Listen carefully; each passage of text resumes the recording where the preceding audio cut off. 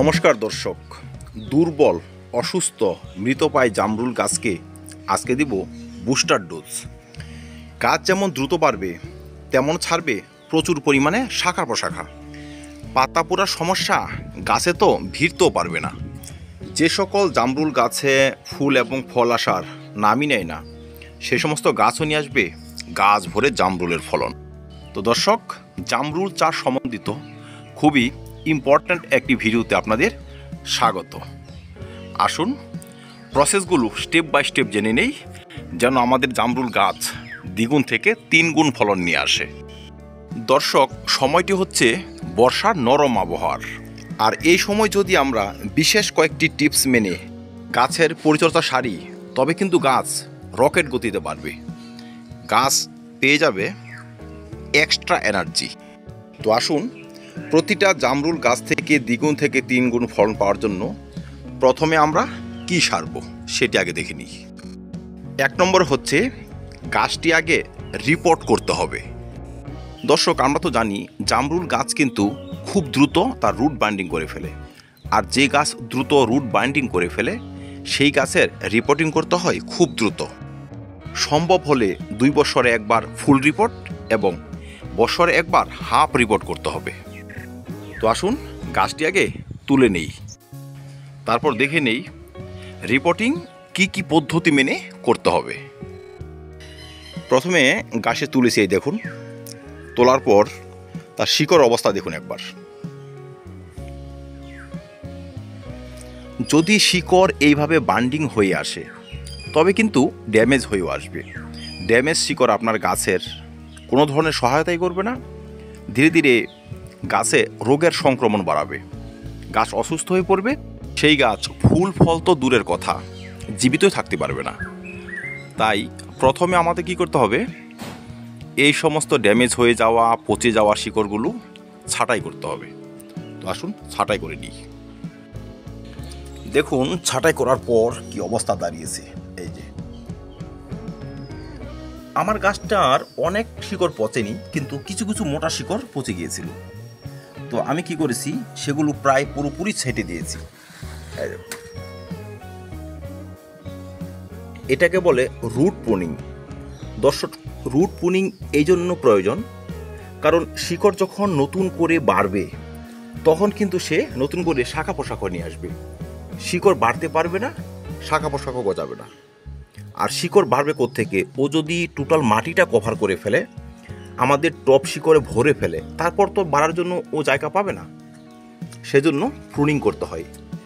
গাছ ছাঁটাই করলে যেমন গাছের নতুন শাখা প্রশাখা গড়ে, ঠিক শিকড় ছাঁটাই করলেও নতুন করে শিকড় গড়ে, আর তখনই কিন্তু এক্সট্রা এনার্জি পেয়ে যায়, গাছ প্রচুর পরিমাণে ফুল নিয়ে আসে। যাই হোক, ছাঁটাই করার পরপরই আমাদের কিন্তু এখানে ছত্রাকনাশক পেস্ট এবং ছত্রাকনাশক স্প্রে করতে হবে। শিকড় ছাঁটাইয়ের পরপরই কিন্তু আমি এখানে ব্যবহার করব এমিস্টার টপ। এমিস্টার টপ নয়, শুধু এমিস্টার টপ, সাফ, ব্লাইটক্স, ব্যাবিস্টিন, রেডুমিল গোল্ড, যে কোনো ছত্রাকনাশক কিন্তু আপনারা লাগাতে পারবেন। তো দেখতেই পাচ্ছেন আমি কিন্তু ছত্রাকনাশক লাগিয়ে দিয়েছি। এবার এই শিকড়ে আবার ছত্রাকনাশক স্প্রে করব। এক্ষেত্রে 1 লিটার জলে 1 থেকে 1.5 ml এমিস্টার টপ নিয়ে নেবেন। টাটা ব্লাইটক্স হলে 2 গ্রাম নিয়ে নেবেন, সাফ হলে 2 থেকে 2.5 গ্রাম নিয়ে নেবেন।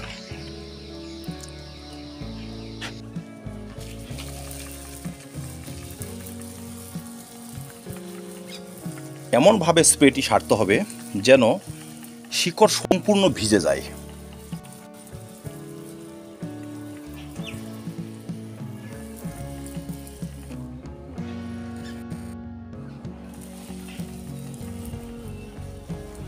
এতে কি হবে, যে শিকড় কেটেছেন সেখানে তো ছত্রাকের সংক্রমণ হবে না, এবং যেগুলো অর্ধপচা শিকড় রয়েছে ছোট, যা ছাঁটাই করা সম্ভব হয়নি, সেখান থেকেও কিন্তু ছত্রাক বিদায় নেবে।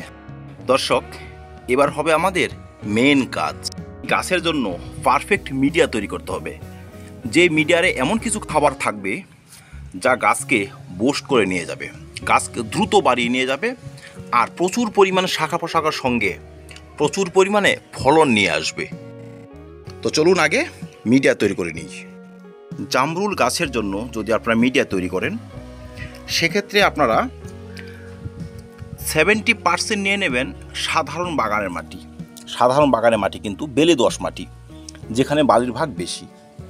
যদি আপনাদের হাতে বেলে দোআঁশ মাটি না থাকে, সেক্ষেত্রে আপনারা সাধারণ মাটিতে সামান্য একটু বালি মিশিয়ে নিতে পারেন, বা 10% কোকোপিট মিশিয়ে নেওয়া যায়, বা ধানের তুষ 10% মিশিয়ে নিতে পারেন। যাই হোক, মাটিটা একটু হালকা রাখবেন। হালকা মাটিতে শিকড় দ্রুত সারভাইভ করে, দ্রুত শাখা প্রশাখা নিয়ে আসে।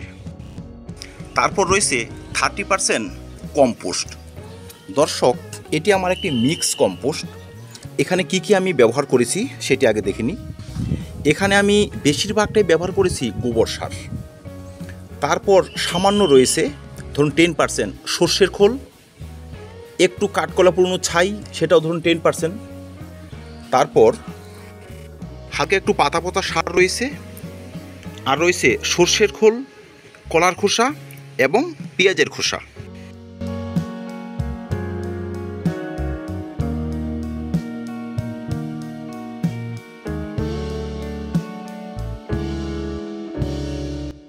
আমাদের জৈব কম্পোস্ট মেশানোর পরপরই কিন্তু অত্যাবশ্যকীয় আরও কয়েকটি উপাদান মিশিয়ে নিতে হবে। প্রথমটি হচ্ছে অ্যান্ট্রাকোল পাউডার। মোটামুটি ধরুন যদি আপনি একটি 20 ইঞ্চি টবের জন্য মাটি প্রস্তুত করেন, সেখানে 5 থেকে 7 গ্রাম দিয়ে দেবেন। অ্যান্ট্রাকোল না থাকলে হাতে আপনি ভ্যাবিস্টিন ব্যবহার করতে পারেন, ব্লাইটক্স ব্যবহার করা যায়, সাফ ব্যবহার করা যায়। আর যারা ফুল অর্গানিক চাষি, তারা কিন্তু অর্গানিক ছত্রাকনাশক ব্যবহার করতে পারবেন, যেমন ট্রাইকোডার্মা। দ্বিতীয় উপাদানটি হচ্ছে জিঙ্ক। জিঙ্ক গাছকে শক্তি যোগাবে, গাছকে দ্রুত বাড়িয়ে নিয়ে আসবে, মাটির খাদ্যগুণ বাড়িয়ে তুলবে। জিঙ্ক মিশাবো মোটামুটি 2 থেকে 2.5 গ্রাম। 3 নম্বর হচ্ছে দানা অনুখাদ্য। এটি অর্গানিক দানা অনুখাদ্য, সামুদ্রিক শৈবাল থেকে তৈরি। আপনারা ব্যবহার করতে পারবেন। যারা রাসায়নিক মিশাবেন, তারা মোবোমিন পাউডার মিশিয়ে নিতে পারবেন। দানা অনুখাদ্য আমি ব্যবহার করেছি 15 গ্রাম। মোবোমিন পাউডার যদি ব্যবহার করেন, সেক্ষেত্রে 2 থেকে 3 গ্রাম ব্যবহার করলেই হবে। তারপর রয়েছে ডিমের খোসার গুঁড়ো। এই এমন খোসা রোদে শুকিয়ে গুঁড়ো করে নেবেন। এমন একটি টবে 10 থেকে 15 গ্রাম ডিমের খোসা গুঁড়ো অবশ্যই ব্যবহার করবেন। ডিমের খোসা গুঁড়োতে রয়েছে ক্যালসিয়ামের ভরপুর সোর্স, যা পরবর্তীতে আমাদের গাছকে শক্তিশালী করে তুলবে, গাছের কাণ্ড গঠন করবে, অধিক পরিমাণে শাখা প্রশাখা গঠন করবে, গাছকে রাখবে রোগমুক্ত, গাছকে রাখবে শক্তিশালী। এবার আসুন মাটির সঙ্গে খাদ্য উপাদান ভালোভাবে অ্যাড করে নিই।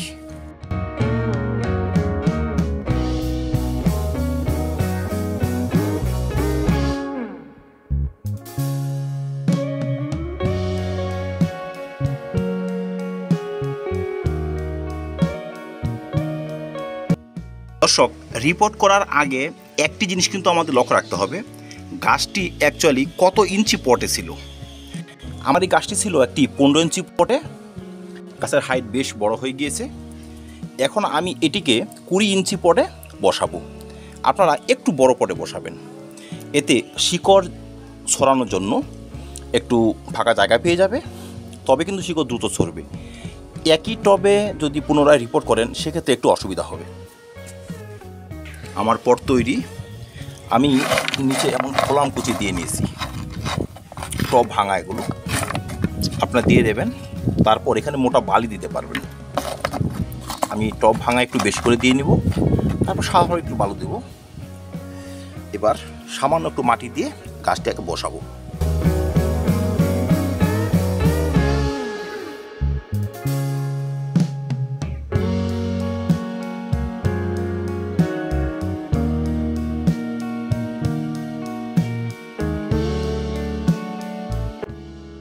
দর্শক, আপনি গাছ সঠিকভাবে রিপোর্টিং করেছেন, মানে পরিচর্যার 75% করে নিয়েছেন। সঠিক রিপোর্টিং কিন্তু আপনার গাছের গ্রোথের, ফলের এবং ফুলের গ্যারান্টি দেবে। এই সাইডগুলোতে যেন ফাঁক ফোকর না থাকে। যদি এখানে ফাঁক ফোকর থাকে, জল জমে কিন্তু সমস্যার সৃষ্টি করবে। যাই হোক, সেসব একটু লক্ষ্য রাখতে হবে আমাদের। চেপে চেপে মাটিটা দিয়ে দেব।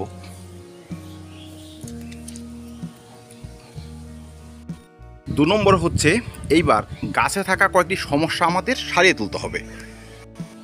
অসুস্থ ডালগুলো গাছ থেকে কেটে বাদ দিতে হবে, নয়তো এরা সংক্রমণ ছড়াবে, গাছের কোনো কাজেই লাগবে না।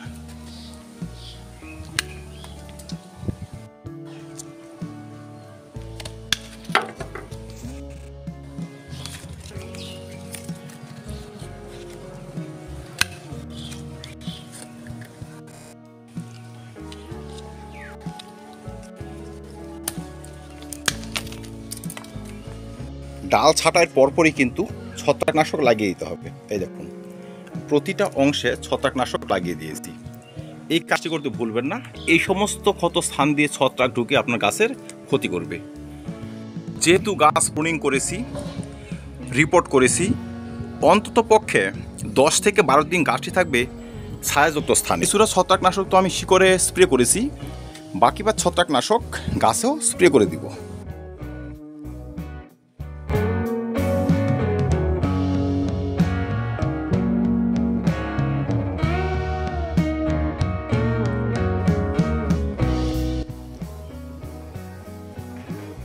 যারা ফুল রিপোর্ট করবেন না, হয়তো গেল বছর রিপোর্ট করেছেন, তারা কীভাবে পরিচর্যা সারবেন? দর্শক, আমি 2 বছর আগে রিপোর্ট করেছি, তাই শিকড়ে সামান্য সমস্যা আমার দেখা দিয়েছিল।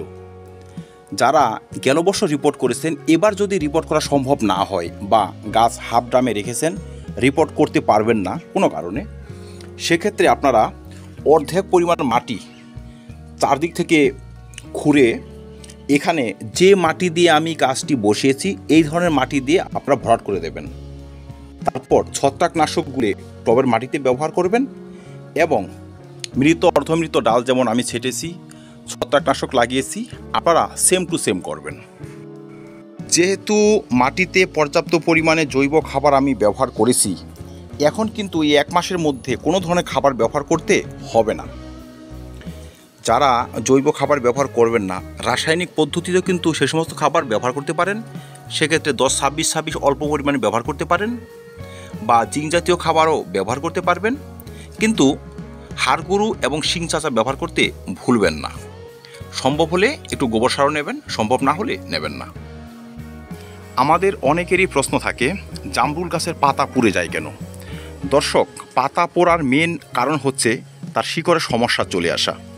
শিকড়ের সমস্যা যদি আসে, পাতা পুড়তে শুরু করবে।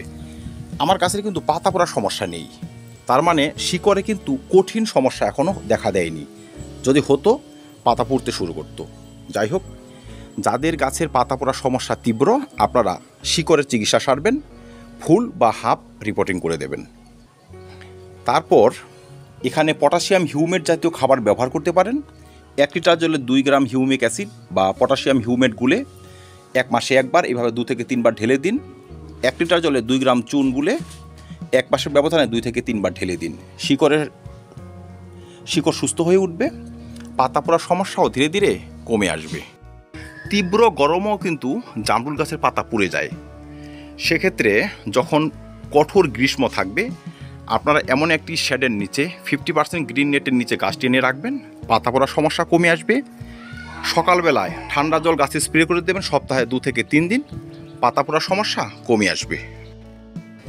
আমরা ছাদের চাষিরা বহু ক্ষেত্রে ছাদের টাচে গাছ রেখে দিই। এইভাবে গাছ রাখবেন না, গাছ রাখবেন এইভাবে হালকা ইটের উপর বা এমন টাকচার বানিয়ে তার উপর গাছ রাখবেন। ছাদ যখন প্রচণ্ড রোদে গরম হয়ে যায়, সেই সঙ্গে টবের মাটিও গরম হয়ে যায়, গাছ অসুস্থ হয়ে পড়ে, গাছের কচি পাতা পুড়তে শুরু করে। বহু ক্ষেত্রে কিছু কিছু খাদ্যের ডিফিসিয়েন্সিতেও কিন্তু পাতা পুড়তে শুরু করে। যেমন কচি পাতাতে যদি ক্লোরোসিস সমস্যা চলে আসে, পাতা পুড়তে শুরু করে। Magnesium, copper, iron, nitrogen, potassium এই ধরনের ঘাটতিতেও কিন্তু পাতা পড়তে শুরু করে। আমরা যদি মিশ্র খাবার সঠিকভাবে ব্যবহার করে যাই, সেই ধরনের ডিফিসিয়েন্সি আসে না, পাতা পড়বে না। আমি শিকড়ের প্রুনিংয়ের সঙ্গে সঙ্গে কিছুটা কিন্তু গাছের প্রুনিংও করেছি। গাছের প্রুনিং যদি এখন সারা যায় সেক্ষেত্রে কিন্তু গাছ অধিক পরিমাণে শাখা প্রশাখা নিয়ে আসবে। সাধারণ লজিক, যত পরিমাণে শাখা তত পরিমাণে ফুল, তত পরিমাণে ফলন। তো দর্শক, জামরুল গাছ থেকে ভালো পরিমাণ ফলন পাওয়ার জন্য 1 মাস পর থেকে আমরা তরল খাবার ব্যবহার করা শুরু করব, যেখানে থাকবে সর্ষের খোল, সামান্য একটু কলার খোসা, সামান্য একটু পেঁয়াজের খোসা, বা রাসায়নিক চাষিরা 0-34 ব্যবহার করতে পারবেন। জামরুল গাছ হবে সুস্থ, সতেজ, আর প্রচুর পরিমাণে ফুল নিয়ে আসবে, প্রচুর পরিমাণে ফলন নিয়ে আসবে। জামরুল চাষ নিয়ে আরও ভিডিও চ্যানেল রয়েছে, ইচ্ছে করলে সেসব দেখে নিতে পারেন। তো আজকে এই পর্যন্তই, দেখাবো অন্য কোনো ভিডিওতে অন্য কোনো টপিক নিয়ে। ভিডিওটি ভালো লাগে লাইক এবং শেয়ার করে দেবেন, চ্যানেলটি সাবস্ক্রাইব করে পাশে থাকবেন। দেখার জন্য অসংখ্য ধন্যবাদ।